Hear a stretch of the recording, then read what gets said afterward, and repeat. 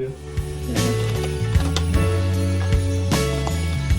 up, it's Jan back at it again with another nerdy bookish video. I have my handy dandy Stitch mug, so y'all know what that means. It's my November wrap up.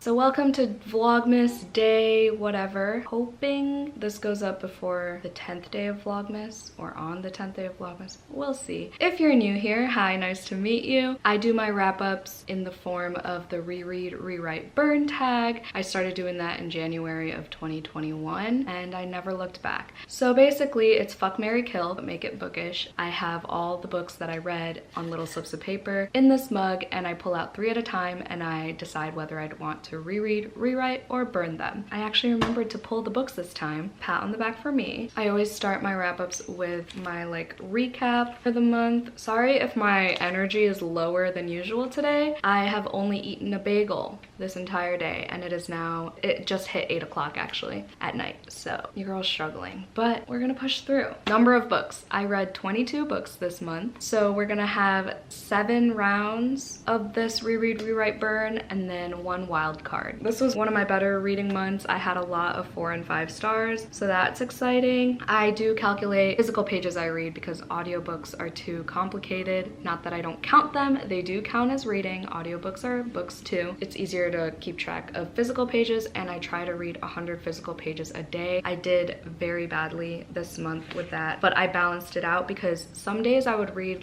significantly less than 100, like in the 20s, but some days I read several hundred pages because I had a couple manga. I had a 24-hour readathon with my patrons. By the way, I have a Patreon if you're new here. It's vampire themed. It's called The Lair. All the information will be down below. We have a Discord. We have 24-hour readathons. We have exclusive content. We have content with my boyfriend Joey. It's just a fun time. We talk about spooky things, books obviously, Taylor Swift, caffeine, lifestyle stuff, fitness, all the things. So if the bloodlust is calling to you at this very moment, I would love for you to join The Lair and be one of our fellow vamps. All the information is always linked down below. Anyway, I read 5,000 pages exactly. My jaw dropped when I pulled out my calculator and I added them all up. The best book I read in November, I'll link the vlog down below because when I tell you I sobbed, I fucking sobbed, okay? I've never cried harder for a book in my life until We Spread by Ian Reid. Story of this book. I was not interested in this book. Well, I was because Ian Reid I'm thinking of ending things. I probably would have read this eventually, but that process was expedited thanks to Gabby from Gabby Reads, who also sobbed while reading this book, and I watched her vlog. She talked about how it's about aging and makes you think about life and whatever, and I was like, okay, I'll read it at some point. And then it was a face out at work. I work at a library, so it was a face out and I took a double take, and then I was like, yeah, I think it's time, because at that point I was super depressed all week about time moving too fast, not having enough of it, wasting time and not getting enough done every day and things like that. I was super depressed about it, and then I read this and I felt so validated. It was just nice to have that, and I just went with my gut. It wasn't on any type of TBR. I just grabbed it and I read it, and it's now my #1 of 2022. Not only was it the best book of the month, but it was the best book of the year, and I don't foresee that changing. I read this in a couple sittings. It's super short. If I didn't have work that day, I definitely could have finished this in 1 sitting, but it's basically about this woman who is aging. Her memory is escaping her and she's forgetting things that she used to love to do, not only how to do them, but she also physically can't do them anymore because she's getting older. Sorry about this dog in the background,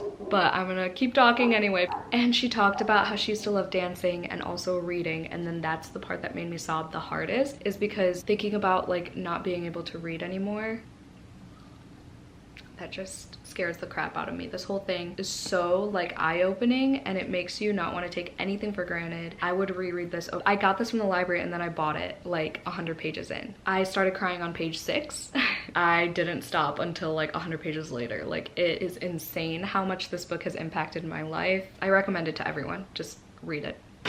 The worst book of the month. So obviously I gave this 5 stars. I gave this next book 2 stars. Everything else I read in November was 3 stars or higher. So this was like just objectively the worst book I read, according to my ratings. It was a fun time. The book is Womb by Duncan Ralston. So I read this with Joey for my Patreon only unmuted and unhinged reading sprints. So that's what we call the sprints that we read extreme horror novellas together in. We read these novellas in one sitting and we go live, and some people who join are either reading the same book or anything they want, and it's just like regular reading sprints, but not really, because we do have ambiance in the background on low volume, and then we stay unmuted during the sprints while we read, so that, you know, you guys could hear our conversations in between pages and our visceral reactions, our verbal reactions and everything. Especially with extreme horror, you get all the, you know, gore and body horror and fucked up parts, and it's a super fun time. Womb was so fucked up, not what I was expecting. It had a lot of birthing and pregnancy talk,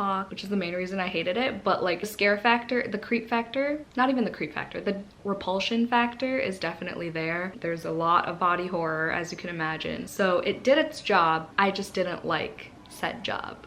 Oh, and I read that on my Kindle. Usually we try to pick books that are on Kindle Unlimited so that it's accessible for at least more people who might have a Kindle. And so yeah, overall it's a fun time. The number of BIPOC authors I read out of 22 books was 10, so not too bad. At least I hit double digits, but still could be better, of course. Books left on my TBR, so I didn't even make a TBR page for November. Like, I literally just wrote down everything. I didn't decorate it or anything. I don't know what happened. I had to rewatch my November TBR, which I'll link down below if y'all are interested. But I had 17 books on there, I think, and I read 9 of them. So I had 8 left on my TBR. Not bad, but could be better. Did not read a classic this month. I did participate in Buzzwordathon, which was by accident. I wasn't meaning to. At the end of the month, I think I looked at what the buzzword was for the month, and it was words that end in ing. So if you didn't know, Kayla from Books and Lala hosts Buzzwordathon, and basically each month she picks like a word that has to be in the title of these books, and you participate any way you want. You could read just one book for that month that fulfills the prompt. You could read books that fulfill that for a week, whatever you want. I read Spells for Forgetting by Adrienne Young. Where'd it go? Here it is. So I gave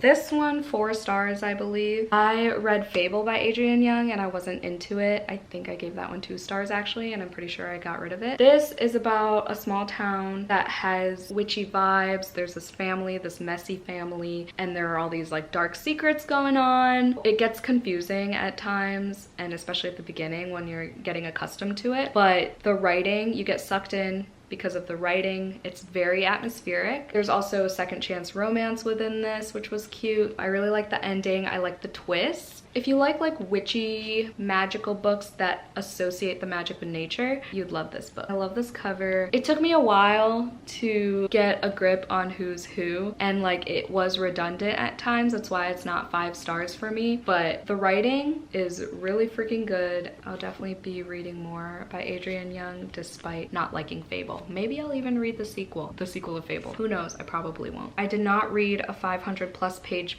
book last month, and then I continued my read at least 1 nonfiction book per month goal, and I read We Are Not Broken by George M. Johnson. I listened to this via audio. This is about their experience being trans and Black. It talks about their childhood and their family. It's a heavy focus on family. I really enjoyed All Boys Aren't Blue. I think I liked All Boys Aren't Blue better, but I do recommend the audiobook for both of these because George M. Johnson is a phenomenal narrator. You feel the emotion. I gave that one 5 stars. All right, so now we're gonna go right into the wrap up. Right into, as I say, almost 15 minutes later. All right, so the first 3. For the Wolf by Hannah Witten, Monster Volume 6, which is a manga, and Amari and the Night Brothers by B.B. Alston. I would reread Monster Volume 6. I'm loving this series. I'm loving where it's going. I'm definitely gonna be finishing it by the end of the year. This was recommended to me by Bree from Locked Petition, as well as Ashley from Bookish Realm. A bunch of friends and I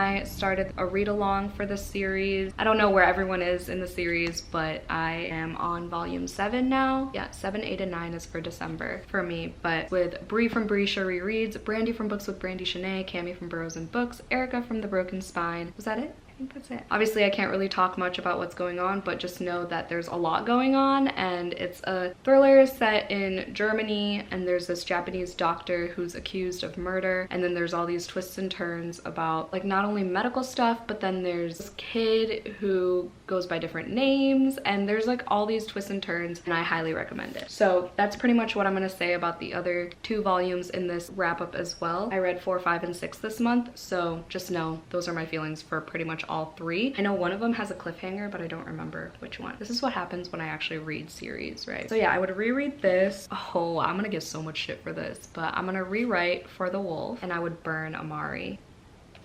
I'm so sorry. I'm so sorry. I'm so sorry. For the Wolf, I would rewrite. I would make it shorter. Definitely did not need to be this long. I gave For the Wolf 3 stars. This is actually not only a Red Riding Hood retelling, but it's also Beauty and the Beast. I thought I would love this book. I hate the deckled edges, so honestly, I listened to it on audio. This was Kat from Bambina Katarina's book club pick for her Patreon. I finally was able to read it because this is on my 22 books to read in 2022. So I was happy I had that like excuse to finally read it. The audiobook was good. The audiobook was fine. I just could not get into the plot. There were a couple parts of the romance that I kind of enjoyed, but at the end of the day, the plot was just like I don't really care. I don't really care. There were some intense parts where you find out things about like the wolf's background and family and things, but other than that, I know there are like weirdly named kings. I'm getting rid of this book. I'm unhauling it. I might read the sequel via audio, who knows, but yeah, this was kind of disappointing, to be honest. I love this cover and I love the premise and I love Beauty and the Beast retellings, but this one was not it. I liked the atmosphere. It was very, you know, wintry, and she turns a certain age, I think 21, and she has to go to the Wilder Wood to be with this wolf because she's like the second daughter or something. Yeah, the second daughter is for the wolf, lol. That's the story behind that, but then there's all this shit going on and I don't even know. And honestly, it didn't need to be a Beauty and the Beast retelling. It really didn't. It could have been a Red Riding Hood one and it would have been more unique, I think. Okay, so let's address the elephant in the room. Amari and the Night Brothers. I listened to this on audio despite owning it. Christina from Christina's Chapters got this for me last year, and I was so excited for it. But those of you who know me know that I am not a middle grade reader. I've been trying. I've read a lot more middle grade this year than I have any other year, and I've actually enjoyed a lot of them. I gave Amari 3 stars, okay, so not bad. I think if I read it physically, this is one of those cases that I think I would have enjoyed it more. The audiobook was just like, the narrator was kind of monotonous at times. Like, she had inflections. I think I said this in my vlog that she has inflections, but they're like the same inflections for every sentence. So I had the tendency to zone out, but I did enjoy the social commentary in this. There's one scene with like a zombie creature and this guy about to shoot it without thinking that really stuck with me, because Amari talks about how like where she's from, people shoot people all the time just because they're scared, and those people don't deserve to be shot, because you know where she's going with that. I appreciated that it was represented in this like zombie creature, fantastical creature thing, so that was cool. And like I like the themes of her talking about where she comes from and all the like injustices that she's experienced as, you know, how old is she, 12, 13, something like that? Yeah, so the fantasy elements were there and they were good, and she's basically on this mission to find her brother, and then she finds out things about his past that she didn't know because he was away at this like fantasy school thing. Yeah, I just like, and I don't get rid of gifts, so I'm keeping this on my shelf, but I will not be reading the sequel, and I'm not an Amari stan, and I'm sorry. Please don't unsubscribe. I need to speed this up because I'm really getting hungry. A Very Merry Bromance by Lyssa K. Adams, Lore Olympus Volume 2, which is a graphic novel that I got from the library, and then A Spindle Splintered, which is a novella that I got from the library. I would hands down reread A Very Merry Bromance. I am not one to love Christmas romances or Christmas books in general, or Christmas the holiday at all. At least not anymore, because 7 years of retail ruined that for me. But this one I picked up because I love this series. The Romance Book Club series is everything. One of my favorite romance series, if not my favorite romance series. If it were any other series, I would not have picked up A Very Merry Bromance, but this book has changed my outlook on Christmas romances, I swear. So the main trope in A Very Merry Bromance is grumpy sunshine, but the girl is the grump who hates Christmas. She's this immigration attorney, so she works all the time, and this this guy. Colton Wheeler is, you know I love it when I remember their names. All right, Colton Wheeler, he is a country singer, and there are all these like contracts and deals being made, negotiations throughout the book. There are also discussions about immigration because the girl's an immigration lawyer. It's a second chance romance as well. They had a little fling at their friend's wedding. They have to reconnect because the girl has to do this thing for her job to ask Colton to be like a sponsor or something like that, or be in an ad. It's just so well done. Familial trauma is very well executed, so trigger warnings for that. Familial abuse and just like trauma in general. It's very fucking funny. I love the humor all throughout this series, and this was no exception. I just really enjoyed it as a whole, and I almost cried at times. I was so happy. I was squealing throughout this whole thing. The steamy scenes were good. I would rewrite Laura Olympus Volume 2. Honestly, I would reread it. I already have Volume 3 on hold. How would I rewrite this? I don't even know. It's perfect. I guess at times it feels a little bit disjointed because the chapters are so short and choppy, but it's supposed to be like little vignettes. So that's not even a valid reason, but we're gonna leave it at that because I would reread this book. And fate just didn't let me, okay? I gave Laura Olympus Volume 2 5 stars as well. Same with A Very Merry Romance. And then I would burn A Spindle Splintered, which is by Alex E. Harrow, and it's my first book by them, even though I own 2 of their books, I think, 2 or 3. This one is a Sleeping Beauty retelling. It's a novella. I got it from the library and it was super short. I read it in one sitting. Love the illustrations in it. I gave this one 3 stars. It was all right. I think part of it is also because I was kind of falling asleep because I read this in my Patreon 24-hour readathon. I mean, it was humorous. I remember this one specific line about, it involved the Victorian era and homophobia, but I can't remember how the words were all put into a sentence. But Alex E. Harrow has great humor. I'm going to read the second one in this little retelling series. I'm going to read The Once and Future Witches, and I'm going to read The 10,000 Doors of January. But yeah, I love their writing. It's just the plot of this kind of lost me, and like, I don't know if I'm really a fairy tale type of gal, but I like retellings. I just don't always follow what's going on.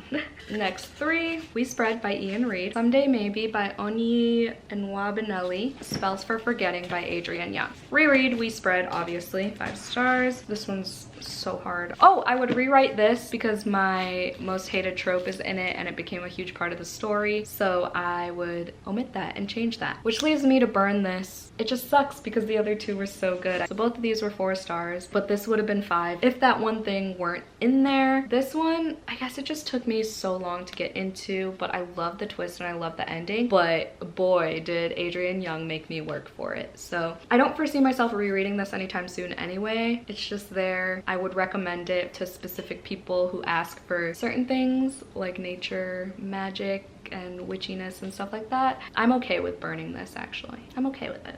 Nettle and Bone by T. Kingfisher, Monster Volume 5, and then House of Hunger by Alexis Henderson. I would reread this. First of all, this book means so much to me now because this was the book we read for Kayla's book club, Literally Dead book club. She invited me to be a guest host along with Brie from Lockbooktition. Now this has sentimental value on top of it being a sapphic vampire-ish story that also resembles The Handmaid's Tale, which I love. So all around, this is a great book. I gave it 4 stars. The only reason I didn't give it 5 stars is because honestly I wish it were longer. I feel like it would have benefited from like 50 to 100 more pages. I think the pacing was off. I think the ending was rushed, but at the same time it felt like it dragged. I can't really explain it, but it does gore really well. It does creepy atmosphere really well. Yeah, I really enjoyed it. I didn't feel the chemistry between the 2 lovers, but I don't know if that's a me thing. There were some steamy, intimate scenes, but I just like wasn't. But I understand that if they didn't have chemistry, it's like a vampire-esque story, so those are known for toxic relationships. And yeah, that's basically a big theme, is the toxicity and obsession and doing everything you can for love and feeling wanted and everything, and that's a common theme for a lot of vampire books. So I think this one did a great job, and I can't wait to read The Year of the Witching. And again, thank you so much to Kayla for inviting me on. I had so much fun on that live show and it meant the fucking world to me. I would rewrite Monster Volume 5. Couldn't tell you why though. I'm sure there were parts that like kind of pissed me off or like felt dragged on a little bit. I mean, it's a manga. What are you gonna... I'm sure there's like a character that I would want to change somehow throughout this, because there are a lot of characters in this series and it's hard to keep track. This series will piss you off. There are a lot of volumes that have misogyny and racism and abuse and things like that, so definitely look up trigger warnings before you go into this, but that would probably be it. But I would reread this entire series if that were the choice, but I have to rewrite it somehow. So Monster Volume 5 I gave 4 stars. I would burn Nettle and Bone though. This I gave 3 stars. This was my book club pick for my full moon book club. If you didn't know, I run a book club all by my lonesome. I have all that information linked down below as well. Our live show discussion is on the full moon every month. This is a fairy tale retelling. Oh no, it's not even a fairy tale retelling. It's just a book written like a fairy tale. This is my like awakening to knowing that I don't like those. Yeah, I mean, I like, again, the atmospheric writing. I was there for the vibes. I just didn't like the plot. I didn't really care about these characters really. There were a lot of birthing scenes in this that I wasn't here for, and I forgot a lot about it right after. Like Liv from Liv's Library had to remind me a lot about it when we had our discussion. But that was a fun live show, and I love T. Kingfisher's writing. I absolutely loved What Moves the Dead, so I'm glad I read another one of their books as well, despite it being 3 stars. It's fine, but I probably will never reread this, but I'm gonna keep it because a subscriber named Ruby got this for me, so we'll be keeping that. We have Focus Puller by Daniel Hess, We Are Not Broken by George M. Johnson, and then Reckless Girls by Rachel Hawkins. I would reread We Are Not Broken, 5 stars obviously. Reckless Girls, I would rewrite. I would make it not the setting that it was. The only thing I didn't like about that book is that it was a summery tropical vacation situation. If it were like winter thing, being stranded, and like it could also even be on a boat, who knows, I don't know. But I picked this up on audio. I read The Wife Upstairs by Rachel Hawkins whenever it came out, and I gave it 3 stars, but I decided to give her a second shot, and I really like this one. I gave this one 4, I believe, and I actually really enjoyed the audiobook. I was making visceral verbal reactions while driving in my car listening to this book. It was pretty freaking good. It was that thriller, that vanilla thriller that you need sometimes, you know, but then again it has like a decent enough twist and messy enough characters for it to be fucking enjoyable. Does that make sense? And then I would burn Focus Puller by Daniel Hess because this took me forever to finish. I started this I think in July, yeah, and then I was finally like, okay, it's super short and it's like a literary fiction indie published type thing. The author sent this to me very kindly for a paid review as well, so I'm glad I finally got through it. It wasn't bad by any means. I gave Focus Puller 3 stars. It made me fucking cry. Okay, there's a dog scene. We're not gonna go there. It made me sob at like midnight, and it's a very quick read, and this author does a great job of building characters and giving them personality and their own little quirks and uniqueness and everything. I enjoyed this. It just took me a while to get into, and I had no desire to pick it up because I had so many other books I wanted to get to, but I knew I was gonna get back to it eventually. But I would burn it because it took me so long. I don't know if I'm gonna reread it. I like the main character. He is just navigating life and finding himself, figuring things out, trying new things, you know, living his best life. How do people talk this much in videos all the time? All right, we have Convenience Store Woman. I'm sorry, I forgot the author. This is a translated work that I listened to on audio. I have Monster Volume 4, Where We End and Begin by Jane Icaro. Jeez. All right, so fuck. We're gonna cheat a little. All right, so I would reread Where We End and Begin as a second chance romance. Y'all know I love that trope. I also love this author. This is their 3rd book, and I've read all 3, and I 5-starred all of them. I also read this during my 24-hour readathon, so I pretty much binged most of it. Basically, this girl moves from Nigeria to America to go to college, and then she goes back for a wedding, and then she rekindles with this guy that she had a relationship with, a pretty serious relationship with, when she was still living in Nigeria, but she's engaged now, so she has to make some choices. You go back and forth between the past and the present, and they tell you like how they got to this point and what their feelings were before and why they did what they did and who influenced their thoughts and actions and everything. So it's a very deep story. It's more than just a romance, I think. It has a lot of familial issues as well, so beware of that. But I really enjoyed this, and I would definitely reread this. I think I would rewrite Convenience Store Woman to make it longer because I loved loved listening to this book, and I would read this again physically if I had it. The audiobook was great, and it's about this neurodivergent woman who works at a convenience store, and it took her a while to get a job that she was good at, that she felt confident in and everything, and she made this convenience store her entire life. And it's just like her daily activities and trying to grasp social cues and everything and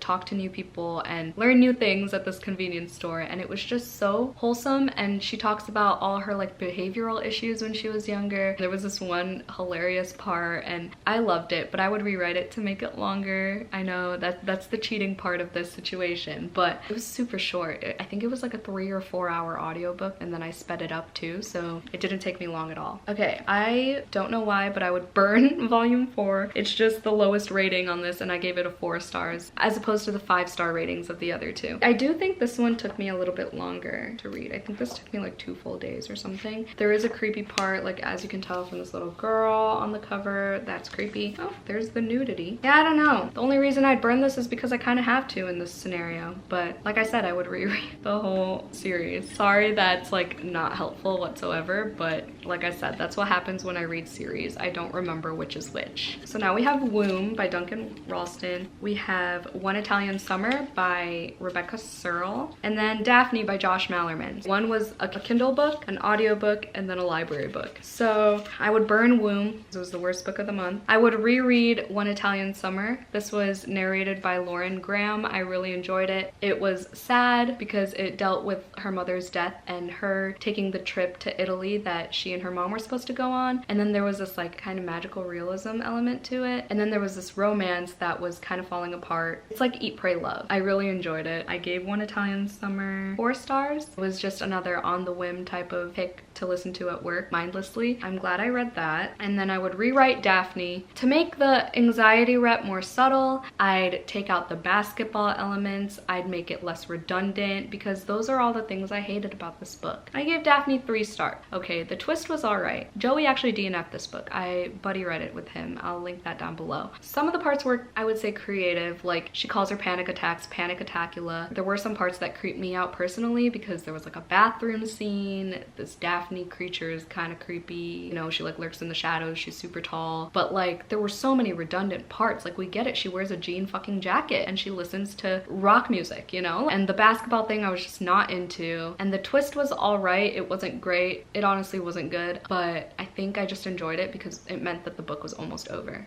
So take that as you will. All right, and then the last one will be a wild card. This Poison Heart by Kaylin Bayron. Still don't know how to say her name. Please tell me in the comments down below how to say her name. Is it Bayron or Bayrin? This one I gave 4 stars. I think I would reread this. I read a lot of it audibly, or no, I followed along. I did a hybrid read. I really enjoyed the audiobook. It's so funny throughout, and I did buy the sequel, so I would reread this. I liked the magical elements of this. It was very simple of a magic system. Basically, she has like plant powers where the plants just start growing around her. There's a sapphic romance in this, and she has 2 moms, and they're like super funny. I love their personalities. I love this book actually, and I gave it 4 stars because it kind of lost my interest a little bit. I also soft DNF'd this, and it took me a couple months to read, but at the end of the day, I loved it. I had a great time. All right, so those are all the books on my November TBR. No, those are all the books on my November wrap up. Let me know if you've read any of these books and if you agree, disagree with me. I don't know, chat in the comments, whatever. If you made it to the end of this video, put the peace sign emoji in the comments down below because I read 22 books in November. Thank you so much for watching. Hope y'all had a great day. Stay safe, stay positive, and stay festive always, and I'll see y'all in my next video. Bye!